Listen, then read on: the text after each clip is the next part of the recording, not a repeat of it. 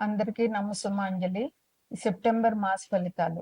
ఈ సెప్టెంబర్ నెలలో వివిధ రాశుల వారికి ఎలా ఉంటుంది? అంటే ఫలితాలు ఎలాగుంటాయి? ఫలితాలు మంచిగా ఉంటాయా? లేక కొంచెం ఇబ్బందికరంగా ఉంటాయా? అనే విషయం నేను ఇప్పుడు చెప్తున్నాను. మనకి ఆహ్, సె ఆగస్టు 24 నుండి సెప్టెంబర్ 21 వరకు భాద్రపద మాసం మొదలైంది. భాద్రపద మాసంలో మనకి ముఖ్యంగా వచ్చే పండుగ ఏంటంటే వినాయక చవితి. అది ఆగస్టు నెలలోనే జరిగిపోయింది. ఆగస్టు 27 వినాయక చవితి. ఆగస్టు 27 నుంచి గణేష్ నవరాత్రులు మొదలైనాయి. అది ఎప్పటి వరకు అంటే 6వ తారీఖు సెప్టెంబర్ 6వ తారీఖు వరకు గణేష నవరాత్రులు జరుగుతుంటాయి. ఆరో ఆరో తారీఖున అనంత పద్మనాభ చతుర్దశి. ఆ రోజు గణేష్ని నిమజ్జనం చేస్తాము. అయితే సెప్టెంబర్ నెలలో వచ్చే ముఖ్యమైన విశేషాలు ఏంటంటే సెప్టెంబర్ 5వ తారీఖు ఉపాధ్యాయ దినోత్సవం, టీచర్స్ డే. ఆ రోజు పిల్లలందరూ కూడా గురువుని పూజించి గురువు ఆశీర్వాదాలు తీసుకోవాలి. 6వ తారీఖు అనంత పద్మనాభ చతుర్దశి మరియు గణపతి నిమజ్జనం. 7వ తారీఖు సంపూర్ణ చంద్రగ్రహణం. ఆ రోజు ఈ సంవత్సరంలో వచ్చే మొట్టమొదటి గ్రహణం సంపూర్ణ చంద్రగ్రహణం. ఇది మన ఇండియా కూడా ఉంటుంది. ఎప్పుడంటే సంపూర్ణ చంద్రగ్రహణం ఇది రాహుగ్రస్తమైనటువంటి చంద్రగ్రహణం. రాత్రి 9:56 మొదలవుతుంది. తెల్లవారుజామున 1:26కి రిలీజ్ అవుతుంది. అంటే అంతసేపు ఇంచుమించుగా 3:30 సేపు ఈ గ్రహణం ఉంటుంది. ఇది శతభిష నక్షత్రంలో ఈ గ్రహణం పడుతోంది కనుక పూర్వభాద్ర వాళ్ళు, శతభిష నక్షత్రం వాళ్ళు ఈ గ్రహణం చూడకూడదు. అంటే కుంభరాశి వారు, మీనరాశి వారు ఈ గ్రహణం చూడకుండా ఉండడం మంచిది. గ్రహణం అయిపోయిన మరుసటి రోజు వారి శక్తి కొలది దానాలు ఇవ్వడం చాలా మంచిది. ఇక సెప్టెంబర్ 22 నుండి అక్టోబర్ 2వ తారీఖు వరకు దేవీ నవరాత్రులు. ఇది చాలా విశేషమైన అమ్మవారి పూజ అందరికీ తెలుసు. ఈ నవరాత్రులు కూడా ఇంచుమించుగా ఈ మాసంలోనే పూర్తి అయిపోతున్నాయి. ఒక 2 రోజులు మాత్రమే అక్టోబర్లోకి వెళ్తున్నాయి. 22 నుంచి మనకి బాలా త్రిపుర సుందరి గాను అమ్మవారి 9 రూపాల్లో మనకి పూజ చేసుకుంటాం. బాలా త్రిపుర సుందరి, గాయత్రి, అన్నపూర్ణ, మహాలక్ష్మి, మహాసరస్వతి, దుర్గా, మహిషాసురమర్దిని, మళ్ళా రాజరాజేశ్వరి. ఇలాగ 9 అవతారాలుగా అమ్మవారిని పూజించుకుంటాము. అయితే 9వ తారీఖు సరస్వతీదేవి అవతారం. ఆ రోజు సప్తమి అయింది, మూలా నక్షత్రం అయింది కనుక సరస్వతీదేవి అవతారం అమ్మవారికి ఉంటుంది. అందుకని విద్యార్థులందరూ కూడా సరస్వతీదేవిని పూజ చేసుకుని అమ్మవారి దర్శనం చేసుకుంటే మంచి వారి విద్య ఎటువంటి ఆటంకాలు లేకుండా వస్తాయి. ప్రజలందరూ కూడా ఈ నవరాత్రులు చేసుకోవడం వల్ల అమ్మవారి అనుగ్రహాన్ని మనం పొందుతాము. ఇవి ఈ నెలలో విశేషంగా వచ్చేటటువంటి పండుగ. తదుపరి రాశి తులా నక్షత్రానికి తులారాశికి అధిపతి శుక్రుడు. తులలో చిత్త 2, 3 పాదాలు, స్వాతి 4 పాదాలు, విశాఖ 3 పాదాలు, 1, 2, 3 పాదాలు ఉంటాయి. తులాన్ని లగ్నంగా చేసుకుంటే కుంభంలో రాహు ఉన్నారు, మీనంలో శని వక్రించి ఉన్నారు, మిథునంలో గురువు ఉన్నారు. శుక్రుడు ఈ రాశికి అధిపతి అయిన శుక్రుడు కర్కాటకంలో ఉన్నారు. సింహంలో బుధుడు, రాహువు, కేతువు ఉన్నారు. కన్యలో కుజుడున్నారు. అంటే వ్యయంలో కుజుడున్నారు. అందువల్ల ఈ రాశి వారు కొంచెం జాగ్రత్తగా ఉండవలసిన అవసరం ఉంది. కుజుడు అన్ని శుభాలు చేయడు.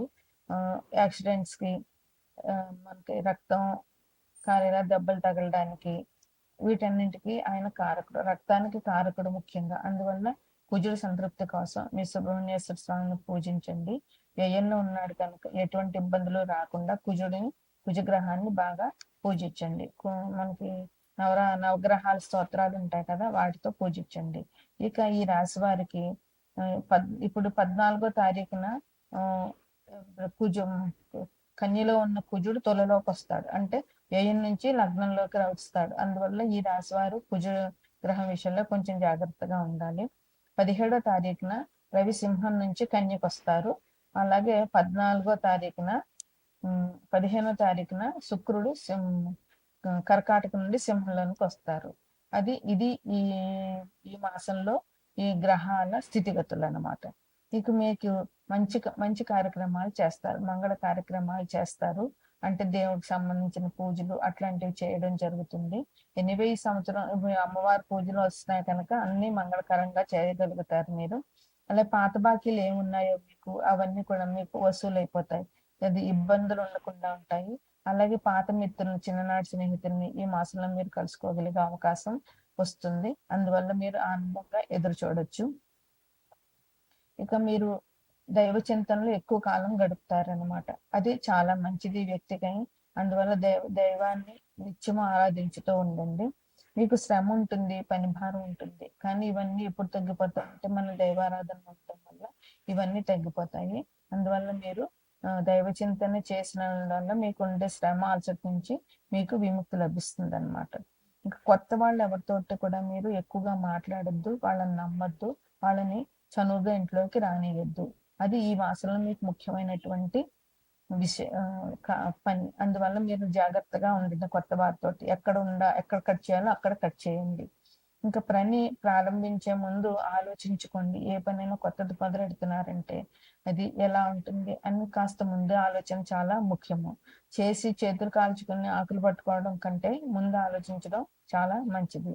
ఇంకా వ్యవసాయం ఒక మాదిరిగా ఉంటుంది. విద్యార్థులకి చాలా బాగుంటుంది.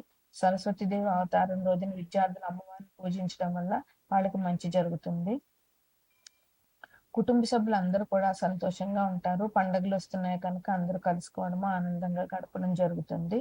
ఉద్యోగస్తులకు బాగుంటుంది, కానీ మీకు ఇంకా రెస్పాన్సిబిలిటీస్ పెరిగే అవకాశం ఉంది. మీకు కొత్త బాధ్యతలు మీ మేనేజ్మెంట్ మీకు ఇస్తుంది. అందువల్ల కొత్త బాధ్యతలు ఇచ్చారు అని అంటే మన పని మీద వాళ్ళకి మంచి అభిప్రాయం ఉంది, మనం నచ్చినట్లే అర్థం కదా. అందువల్ల ఈ కొత్త బాధ్యతలు మీరు సంతోషంగా స్వీకరించి దాంట్లో కూడా మీరు సమర్థులు అని చూపించుకోగలిగే అవకాశం ఉద్యోగస్తులకి ఈ మాసంలో దొరుకుతుంది అనమాట. ఇంకా ఆరోగ్య విషయంలో మాత్రం కొంచెం జాగ్రత్త వహించండి. ఎందుకంటే ఇంత శ్రమ, అలసట, ఉద్యోగంలో ఒత్తిడి ఉన్నప్పుడు కొంచెం ఆరోగ్యం దెబ్బతినే అవకాశం కూడా ఉంటుంది కనుక జాగ్రత్తగా ఉండండి. ఇక వైవాహిక జీవితం భార్యాభర్తలు ఇద్దరికి చాలా ఆనందంగా ఉంటుంది. వాళ్ళు చాలా సంతోషంగా గడుపుతారు. ఈ మాసంలో 22వ తారీఖు నుంచి అంటే సెప్టెంబర్ 22 నుంచి అమ్మవారి దేవి నవరాత్రులు మొదలవుతున్నాయి కనుక అమ్మవారిని విశేషంగా పూజించండి. అమ్మవారి అనుగ్రహం పొందండి. మీకు శక్తి కొలది అమ్మవారికి సమర్పించుకోండి. ముఖ్యంగా సెప్టెంబర్ 29ని సరస్వతీదేవి పూజ అవతారం వేస్తారు కనుక అమ్మవారికి ఆ రోజు విద్యార్థులు దేవుణ్ణి పూజించడము, అమ్మవారిని పూజించడము, అమ్మవారి గుడికి దర్శనం చేసుకోవడం వల్ల విద్యార్థులకు మంచి అవకాశాలు ఉంటాయి. ఇక ఇంకొక వారం రోజుల్లో గణపతి నవరాత్రులు పూర్తయిపోతున్నాయి. అందువల్ల గణపతిని విశేషంగా పూజించండి. గణపతి ఆరాధన మీకు అన్ని రకాలుగాను మంచిని చేకూరుస్తుంది. ఇది ఈ రాశి వారికి పరిహారాలు. ఆగస్టు 24 నుంచి సెప్టెంబర్ 21 వరకు భాద్రపద మాసం. సెప్టెంబర్ 22 నుంచి మనకి ఆశ్వేజ మాసం మొదలవుతుంది. ఈ సెప్టెంబర్ నెలలో వచ్చేటటువంటి విశేషం ఏంటంటే మొదటి 15 రోజుల్లోనూ గణపతి ఆరాధన ఉంటుంది. అది ఇంచుమించు 11 రోజులు. 11వ రోజున తప్ప మనం గణపతి నిమజ్జనం చేయము.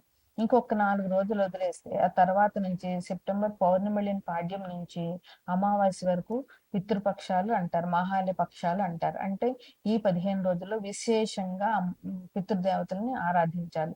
మన సంవత్సరం అంతా ఎవరికైనా తల్లిదండ్రులైనా అట్లా అత్తమామలైనా ఎవరైనా చనిపోతే వాళ్ళకి ప్రతి సంవత్సరము వారు చనిపోయిన తిథి రోజుని ఆరాధన అనేటువంటిది చేయాలి.